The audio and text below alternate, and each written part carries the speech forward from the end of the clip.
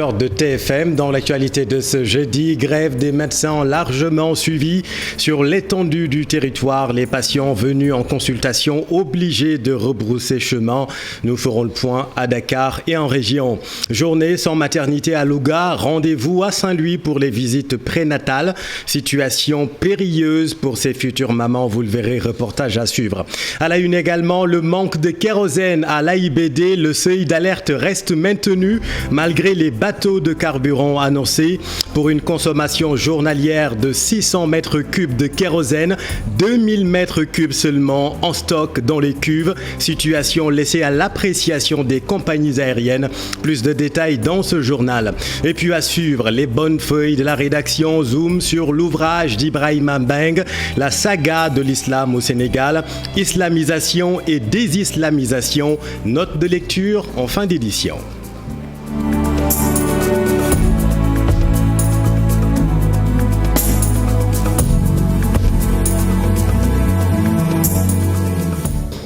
Mais d'abord, la mort d'une Française de 63 ans cet après-midi dans un accident survenu sur la route nationale numéro 1. Il s'agit d'une collision entre un véhicule de type 4x4 et un camion malien. Le trafic a été longtemps perturbé sur cette voie. Des jeunes ont barré la route durant plusieurs heures. Le stéthoscope n'a pas beaucoup été utilisé aujourd'hui. La grève générale des médecins a été largement suivie. Des patients venus en consultation ont été obligés de rebrousser chemin. D'autres, en revanche, ont eu plus de chance. Voyons ce sujet réalisé par Alassane Ba et Tierno Laurent Mehdi. Va rentrer avec son petit-fils malade sans voir un médecin. Néné Gomis peine à digérer la grève des acteurs de la santé. Tu as mal où? J'ai mal à les oreilles. Tu as mal à tes oreilles? Il avait mal à l'oreille et je l'ai amené ce matin, mais malheureusement les médecins ne l'ont pas consulté parce qu'ils disent qu'ils sont en grève. C'est vraiment déplorable. Un enfant ne peut pas supporter certaines douleurs. Elle n'est pas la seule. Beaucoup de patients ont dû rebrousser chemin. Aïda a quitté Yarar très tôt ce matin. Le médecin lui a fixé un autre rendez-vous. Ils nous ont fixé un autre rendez-vous pour le 28. Moi, je vois mal un hôpital paralysé par une grève. Ce n'est pas normal. Un malade ne peut pas attendre. Ndeye Fatsam a eu plus de chance. Sa fille a été consultée. Oui, ma fille a été bien accueillie et puis elle a été consultée vraiment. Elle a eu une infection des amygdales. C'est une grève qui n'avait pas lieu d'être de l'avis de Néné. Ils doivent assumer leurs responsabilités et s'occuper des malades. Nous n'avons rien fait aux acteurs de la santé. Si nous tombons malades, nous donnons à l'hôpital. C'est ce qui est normal. La négligence dont nous assistons souvent n'est pas normale. J'ai un malade à l'intérieur qui doit subir une opération, mais ils ne l'ont pas encore programmée. Cette grève de 24 heures est bien ressentie par les Sénégalais. Seuls les cas urgents ont été pris en charge et un service minimum assuré. Général, journée sans maternité à Louga où des femmes enceintes ont été contraintes de rallier Saint-Louis pour les visites prénatales. Situation périlleuse pour ces futures mamans. Leur témoignage dans ce reportage d'Ousseynou Diop à Bipsec. La maternité de l'hôpital régional de Saint-Louis reçoit depuis ce matin beaucoup de femmes lougatoises qui sont à terme. Dans la capitale du Ndiambour, la maternité est fermée, une manière pour les sages-femmes de durcir le ton pour réclamer la libération de leurs collègues placés sous mandat de dépôt après la mort de Astou Sokhna. Cette accompagnante vient d'un village de la région de Louga. Après Touba Ndiaye, les médecins nous ont orientés vers Louga, puis vers Saint-Louis. Nous sommes là depuis hier. On a eu beaucoup de problèmes car la route était longue et nous n'avons pas d'argent. Ces femmes ont été bien accueillies à l'hôpital régional. Les médecins nous ont bien accueillis à Saint-Louis. Alhamdulillah, ma fille a accouché et elle se porte bien. Seulement, elle a eu quelques difficultés, mais ça va aller. Vraiment, nous sommes contentes de l'accueil. Je suis là depuis 7 h du matin, mais tout se passe bien. La grève des sages-femmes est un véritable handicap pour ces braves dames qui viennent des villages environnants de Louga. Selon elles, cette situation doit s'arrêter et une solution trouvée. Nous remercions les personnes retrouvées sur place. Elles ont été correctes, vraiment. Nous savons que les sages-femmes n'ont aucune intention de mettre fin à la vie des autres femmes. Ça aussi, il faut le souligner. Nous, ce que nous voulons, c'est que la situation revienne à la normale. À Louga, la maternité n'a pas reçu de malades aujourd'hui. Les cas compliqués et autres formes de grossesse sont directement évacués au centre hospitalier régional de Saint-Louis. Certaines d'entre elles ont parcouru plus de 100 km pour donner la vie au risque de la perdre. Des femmes enceintes obligées donc de rallier Saint-Louis à cause de la fermeture de la maternité de l'hôpital Amadou Sakhir Mbaye. Ce lieu tristement célèbre, vous allez le voir, est loin de répondre aux normes. Le bâtiment est dans un état de délabrement très avancé, nous dit Tchernofal. Nous sommes à l'hôpital Amadou Sakhir Mbaye de Louga. Ici règne un calme plat, surtout au niveau de la maternité où d'habitude grouillait de monde à 7 h de la mi-journée. Un saut à l'intérieur des salles très exigu permet de constater l'état défectueux du matériel. La maternité manque de tout, je ne peux pas l'énumérer, tout ce qui est matériel, tout ce qui est conditions de travail, tout ce qui est personnel. La maternité a un manque réel, criard, non seulement de personnel qualifié pour pouvoir assurer carrément le travail, mais il manque aussi, il n'y a pas de lits adéquats, les lits qui n'ont même pas de garde-fou, et les salles aussi sont tellement exiguës, mal aérées et qui n'ont même pas de climatiseur. À la limite, même je me dis que est-ce que c'est des êtres humains qu'on devrait hospitaliser ici? Dans ce service, le bloc obstétrical qui ne fonctionne plus a été également fermé depuis très longtemps. Donc la maternité est obligée de faire cette intervention au niveau du bloc central où se fait la chirurgie de l'orthopédie, où se fait la chirurgie viscérale, où se fait aussi tout ce qui est urologie et tout ce qui est ORL. Ce dysfonctionnement qui renseigne sur les dures conditions de travail des sages-femmes est toujours dénoncé par les travailleurs. Donc nous dénonçons aujourd'hui vraiment ce qui se passe à Louga pour que les populations sachent que ce que nous disons est réel et que nous n'avons rien inventé.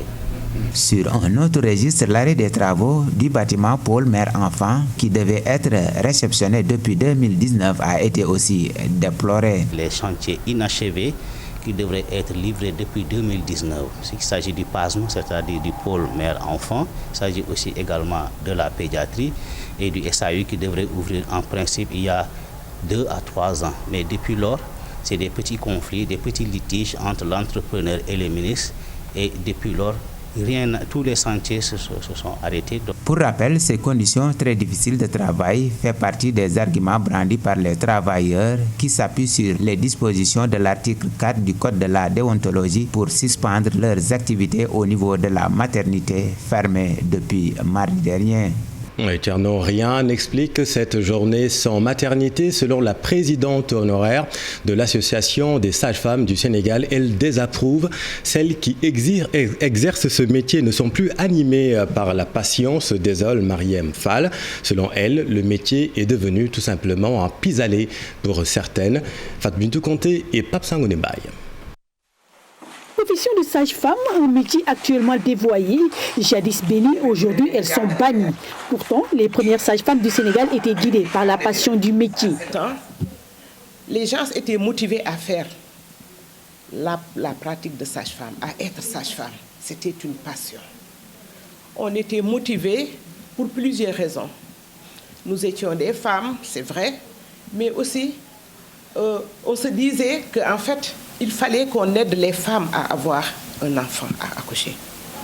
Actuellement, il se pose un problème de débouché. Je suis bachelière, les universités sont bombées, il faudrait, ma famille compte sur moi, il faudrait que j'ai une profession. Et ceci aussi fait que nous avons parfois des attitudes et des comportements qui sont pas réalistes. Malheureusement, cette nouvelle génération laisse à désirer, de par leur comportement pas du tout normal pour une sage-femme. Parce que même à l'école où nous sommes actuellement, Au recrutement, vous prenez des personnes, mais vous vous rendez compte qu'ils ont des comportements qu'ils ont déjà chez elles et qu'elles manifestent à l'école. Donc c'est à nous, en tant qu'enseignants, de pouvoir rectifier. 3 ans, c'est peu. C'est peu pour une personne qui, en fait, n'a pas eu une éducation de base. Pourtant, dans les écoles, la dimension humaniste de ce métier est au cœur de la formation. Des choses, c'est qu'en fait, on leur apprend des sommes de connaissances relatives à l'être humain. On fait la psychologie, les sciences sociales, pour les amener à voir que l'individu est important. Seulement, avec cette pléthore d'écoles de formation, il devient difficile de contrôler le contenu proposé. Il y a pléthore d'écoles. Même aujourd'hui, tu es boulanger, tu peux ouvrir une école. On te donne un cahier de charges et tu ouvres. Et nous avons vu même des personnes de santé, des personnels de santé, qui ont pris leur salon d'en bas et en faire une école. Il est temps d'assainir le milieu. Parce que sans formation, on ne peut pas être compétent. Sans formation de qualité, on ne peut pas être compétent. Pour cette sage-femme à la retraite, le drame de Louga relève tout simplement de la négligence. Je ne peux pas parler de cela sans avoir la chair de poule. La négligence. C'était de la négligence. Et selon elle, cela a toujours existé dans les structures sanitaires. Parce que tout simplement, il s'est passé beaucoup de choses quand j'étais présidente. Et il y a beaucoup de dossiers qui sont partis au tribunal.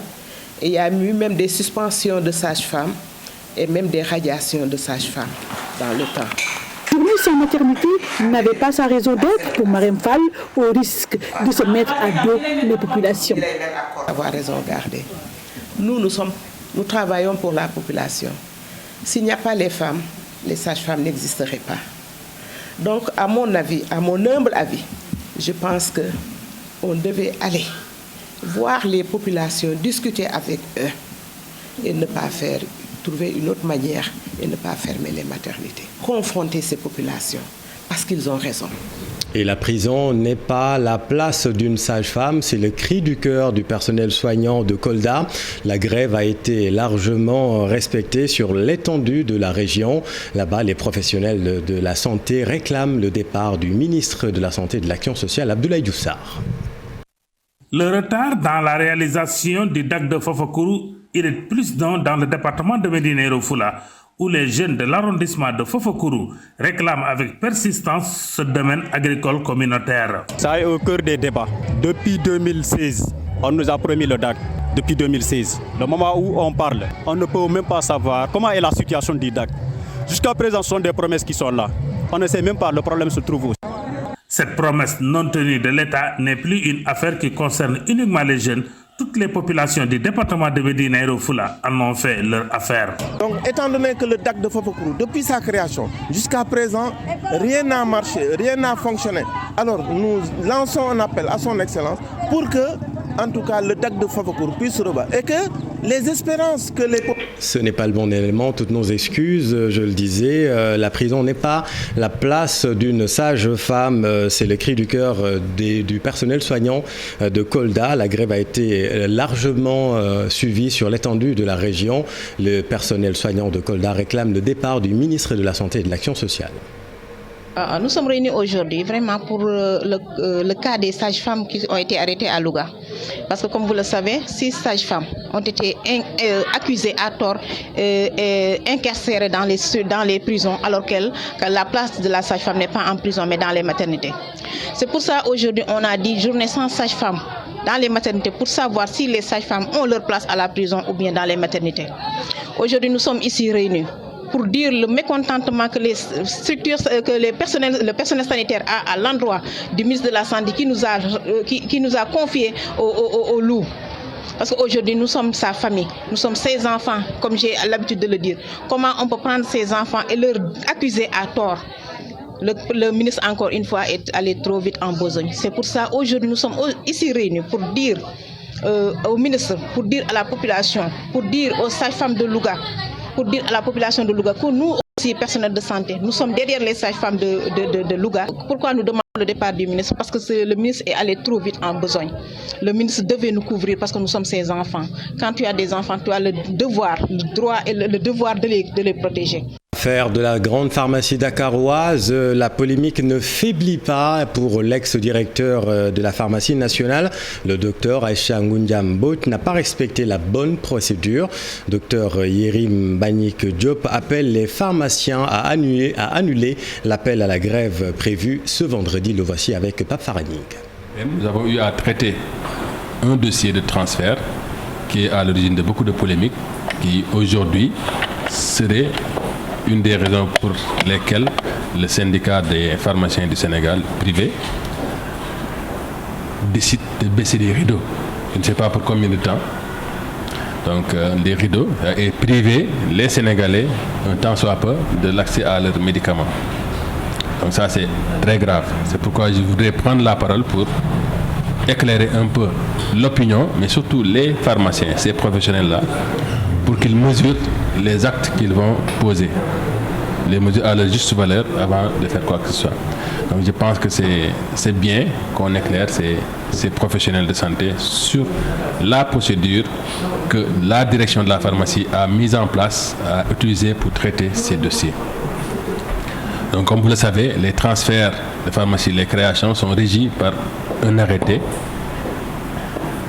de 1987, qui donne le nombre d'officines, les critères de transfert des officines. Nous, on se base sur cet arrêté-là pour faire l'instruction des dossiers. Et au mois d'août 2020, nous avons reçu le dossier de transfert de la pharmacie Nation au 1 place de l'Indépendance, qui, au moment des faits de la demande, il y avait un immeuble en construction sur 1 place de l'Indépendance. Donc, pour dire que donc, on a traité le dossier selon les règles de l'art de l'administration, sans parti pris. On a toujours fait les courriels quand il le fallait. Il y a eu des échanges à un certain moment avec ces conseillers. Après, arrêt. Mais le syndicat en fait un combat. La tension sociale peut-elle mener à la dépression? Vous l'avez vu, la crise sociale couvre presque partout dans le pays. Quelles conséquences sur le moral des Sénégalais? Élément de réponse, Marcel Farba-Maroun et Mohamed Djeng. En ces temps de crise, les répercussions peuvent se faire ressentir de différentes manières. L'une d'entre elles se nomme dépression, un trouble psychologique qui, comme son nom l'indique, se caractérise par un état dépressif. Ça peut être par la violence, mais souvent les personnes déprimées ne s'expriment pas parce qu'on parle de ralentissement, donc il y a une baisse d'activité. C'est une pathologie psychiatrique, mais c'est une pathologie psychiatrique aussi qui peut entraîner d'autres pathologies. C'est ce qu'on appelle chez nous une comorbidité. Ces facteurs, ils peuvent être personnels, individuels, ils peuvent être psychologiques. Ces facteurs aussi peuvent être liés au groupe, à l'entourage. Une pression sociale, des difficultés sur le plan professionnel, des problèmes à s'adapter par rapport à une situation, parce que nous sommes dans une société de plus en plus où il faut que les choses aillent très vite. Une pathologie de la psychiatrie, souvent confondue avec une autre, l'aliénation. Il est alors important de connaître les symptômes de la dépression. Ce qu'on appelle l'humeur, vous savez, l'humeur c'est quelque chose qui nous permet de nous sentir gai ou agréable ou même triste. La deuxième chose c'est la dépression et qui est ce qu'on appelle, on sent chez l'individu une baisse de tonus, ce qu'on appelle chez nous un ralentissement psychomoteur qui fait que la personne souvent elle se met en retrait, elle n'interagit pas avec le groupe, il est un peu en retrait, mais même sur le plan affectif aussi. Cette personne a un comportement quand même, il ne prend pas beaucoup d'initiatives, il n'a plus envie de manger, il perd de l'appétit, ce qu'on appelle chez nous une anorexie. Autre chose aussi, c'est les angoisses, les anxiétés, l'insomnie. Hélas, ces conséquences peuvent aboutir au pire. Le risque qui est le plus à craindre dans l'évolution de la dépression, si elle n'est pas soignée, si elle n'est pas bien prise en compte, c'est le suicide. Ouais, c'est une des causes, une des conséquences quand même les plus fatales. D'ici 2025, la dépression sera la deuxième cause de mortalité dans le monde, derrière les maladies cardiovasculaires. Merci Marcel. Et puis nous venons de l'apprendre dans le procès ouvert sur le trafic présumé de passeports diplomatiques. Le procureur a requis 2 ans de prison, dont 3 mois fermes contre les députés Mamadou Sall et Boubacar Biaye. Même peine a été requise par le maître des poursuites pour Sadio Dansokho. Quant à Djadji Condé, le présumé cerveau de cette affaire, le maître des poursuites a requis 2 ans de prison. Par ailleurs, toutes les demandes de liberté provisoire ont été rejetées.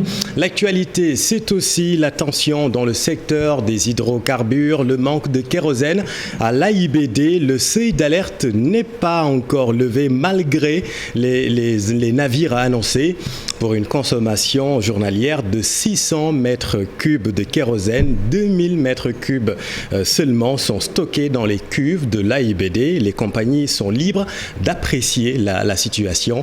Voyons tout cela dans ce sujet réalisé par Abdourahmane Diallo et Mamadou Gueye. Malgré l'annonce du ministère du Pétrole et des Énergies sur l'arrivée d'un navire de carburant ce mercredi, une autre attendue ce jeudi, l'AIBD est toujours en situation d'alerte de kérosène. On a entendu qu'un navire va arriver le 22, on a entendu qu'un navire est déjà arrivé, mais la réalité, c'est que depuis lors, à part les 2000 mètres cubes yanga xamné dans ces cuves primaires-là et qui ont été acheminées pendant le week-end, aujourd'hui, les cuves sont toujours restées en seuil d'alerte. Nekkaguñu nak à une situation ba nga xamné on n'a plus de kérosène. Au moment où je parle avec vous, on a 2000 mètres cubes de kérosène dans les cuves de l'aéroport pour une consommation journalière de 600 mètres cubes ba nga xamné mom la aéroport tamone les compagnies aériennes. Certes, ce jeudi, il n'y a pas une forte perturbation sur les vols. Les compagnies sont en train de trouver des moyens pour pouvoir satisfaire leurs engagements envers les clients. Il y a une compagnie qui mënul jël disposition libre à eux. L'essentiel est que l'information bi aéroport partagée, moins information bi mu am. Parce que andi wuñ ko kérosène, mu partager information bobu. Chaque compagnie aérienne maintenant est libre traiter cette information, jël ses dispositions. Damay continuer dem mais passe bi li lay bëgg di jar wala duma demati parce que ce n'est plus rentable. Lolu maintenant c'est à l'appréciation des compagnies aériennes. Il faut rappeler que le week-end dernier, la SMKD avait alerté sur une indisponibilité de kérosène pour une durée provisoire de 2 semaines.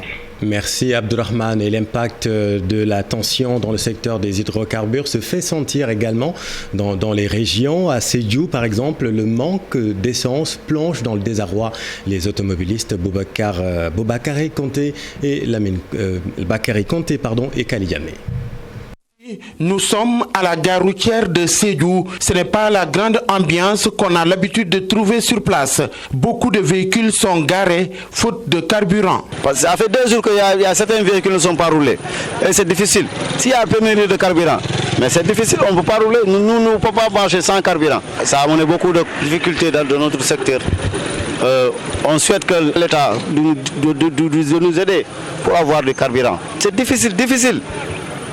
Parce qu'aujourd'hui, toute la journée, on est là. Il n'y a pas de carburant. Regardez la gare routière. Certains pensent que le gouvernement pouvait éviter cette pénurie. L'État devrait prendre des mesures préventives pour éviter cette pénurie, car il était informé de ce problème. Ce manque de carburant va créer des conséquences néfastes aux chauffeurs et aux populations. État moom dafa war a nekk loo xam ne day prévoir loolu rek la xëy na bu fekkee bettul état bi dina ci mën def solution bu ko bettulee xam nga loolu la bett rek mën la. Les Sédhiouas souhaitent l'arrivée de d'autres stations d'essence. Nous demandons aux fils sédhiouis de venir investir ici à Sédhiou en matière d'essence. Parce que si tu investis à Sédhiou, une station, tu es sédhiouis, tu dois créer un emploi. Tu vas créer un emploi, malgré que tu vas créer un emploi, mais tu vas contribuer au développement de votre territoire. Parce que tu vas faire des taxes communales. Le maire peut construire une salle de classe, peut construire une route là-bas pour aider les populations sédhioues. Malgré que tu vas avoir là-bas un bénéfice, mais tu vas aider encore votre population encore. Les pénuries d'essence sont devenues très fréquentes dans le Pakao. Transporteurs et populations demandent aux responsables des stations de trouver des alternatives pour éviter de pareilles situations. Merci Bakary. Venons-en à notre rubrique Les bonnes feuilles de la rédaction. Ramadan oblige, on s'intéresse à l'ouvrage d'Ibrahim Mbang intitulé La saga de l'islam au Sénégal, islamisation et désislamisation. Note de lecture signée Ibou Diouf. Un ouvrage pour parler de l'islam. La saga de l'islam au Sénégal, l'islamisation et la désislamisation du Sénégal. Le titre est évocateur. Ce titre parce qu'on avait constaté que l'histoire du Sénégal en général, mais surtout l'histoire de l'islam au Sénégal était très mal connue. Aborder l'histoire de l'islam de façon chronologique, un travail scientifique pour évoquer les menaces qui pèsent sur la religion. La première thèse, c'est l'ancienneté de l'islamisation au Sénégal. Parce que souvent, on remontait cette islamisation au XVIIe, XVIIIe, XIXe siècle avec les grandes figures. Certains auteurs même allaient jusqu'au XIIe, XIe siècle, alors que l'histoire de l'islam au Sénégal a commencé juste après la mort du prophète Mohammed. Après aussi tous ces foyers de civilisation et de culture liés à l'islam. La saga de l'islam au Sénégal, un ouvrage qui a permis à l'auteur de parler de l'islamisation. Montrer tout le processus de désislamisation, qui est un processus conçu, élaboré, avec des acteurs quelquefois qui sont connus, d'autres qui sont inconnus, et qui sont en train de faire leur œuvre de désislamisation. Une occasion aussi pour citer tous les acteurs impliqués dans cette mission d'islamisation au Sénégal. Merci Ebou. Et puis un mot de sport, le Sénégal candidat sous peu à une organisation d'une CAN de football. L'équipe nationale féminine de football qui entame ce lundi la préparation de la CAN 2022. Kaba Diawara nommé sélectionneur de la Guinée. Vous entendrez le round-up de l'Actu Sport dans nos prochaines éditions. Et puis dur apprentissage de l'élite pour le Guédiawaye Basket Academy promu cette saison. Le club de la banlieue dakaroise termine la phase allée de National 1 sans aucun succès, cher Sadibou Diarra. 7 matchs, 7 défaites. Le promu Guédiawaye Basket Academy est à la peine depuis le début de la saison 2021-2022 du National 1 féminin Poule A. Des difficultés qui s'expliquent. C'est vrai qu'on est dans un dur apprentissage de la National 1. Donc, on savait que ça n'allait pas être facile dans la mesure où, entre notre qualification au championnat, en tout cas notre accession à l'élite et le début du championnat, on n'a pas eu assez de temps pour se préparer, pour faire du bon recrutement, parce qu'en tout cas, toutes les joueuses qu'on avait ciblées étaient déjà prises, avaient déjà signé, donc on pouvait que faire avec ce qu'on avait et essayer de les développer. Je pense que c'est un processus qui va bien entendu aboutir. Toutefois, le champion de deuxième division croit encore au maintien en National 1. Des réajustements sont en cours au sein du club en vue de la phase retour. Je pense qu'on est sur la bonne voie. Il y a eu de petits réaménagements au niveau du staff technique. Mais bon, pour les joueurs, celles qui étaient là sont restées, à part une qui a voyagé, Diobolo. Sinon, on a fait un recrutement. Donc, je pense qu'il y a un nouveau coach aussi. D'ici bientôt, la mayonnaise va prendre.